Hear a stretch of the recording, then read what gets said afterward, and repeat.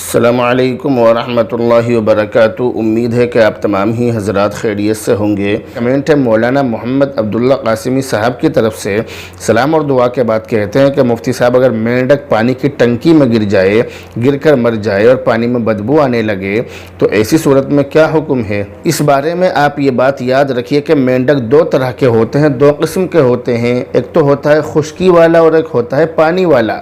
دونوں کے الگ الگ حکم ہیں۔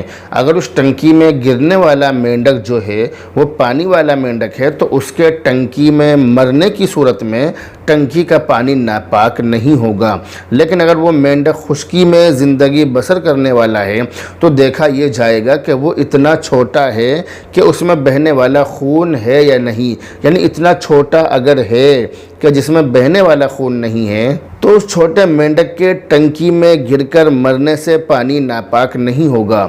اور اگر خشکی کا مینڈک بڑا ہو، یعنی اتنا بڑا ہے کہ جس میں بہنے والا خون ہے، اب آپ کو یہ کیسے پتہ چلے گا کہ اس مینڈک میں بہنے والا خون ہے یا نہیں؟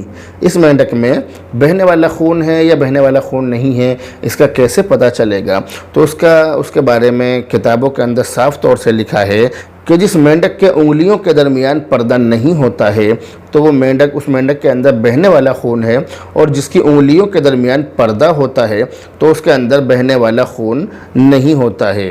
تو اگر مینڈک ایسا ہے کہ جس میں بہنے والا خون ہے، بڑا مینڈک ہے، تو اس مینڈک کے ٹنکی میں گر کر مرنے کی صورت میں ٹنکی کو دیکھا جائے گا۔ اگر وہ ٹنکی 225 اسکوائر فٹ سے بڑی ہو تو ٹنکی کا پانی ناپاک نہیں ہوگا، اور اگر 225 اسکوائر فٹ سے کم ہے تو ایسی صورت میں ٹنکی کا پانی ناپاک ہو جائے گا، اور اس ٹنکی کا پورا پانی نکالنا یہ ضروری ہوگا۔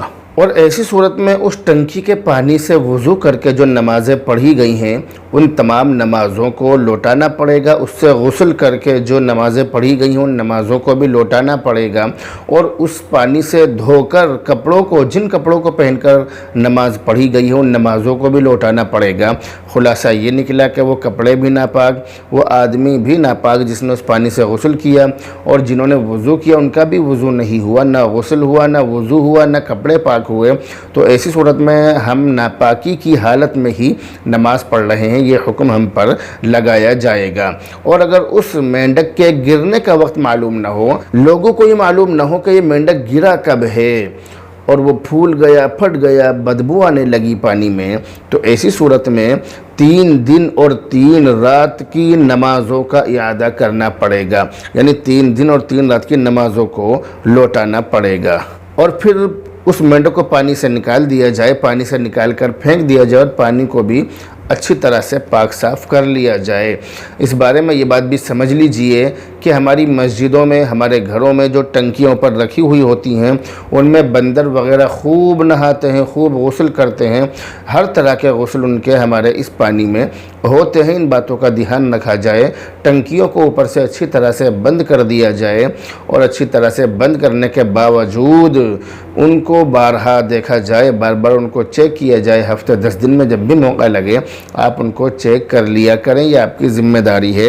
کہیں ایسا نہ ہو کہ آپ کے غسل کیے، جس پانی سے آپ غسل کر رہے ہیں آپ سے پہلے اس پانی سے غسل کیا جا چکا ہو، اس بات کا آپ کو دھیان رکھنا چاہیے اور دھیان رکھنا پڑے گا۔ بہرحال اب آپ سے رخصت ہوتے ہیں، دعاؤں میں یاد رکھیں۔ السلام علیکم ورحمۃ اللہ۔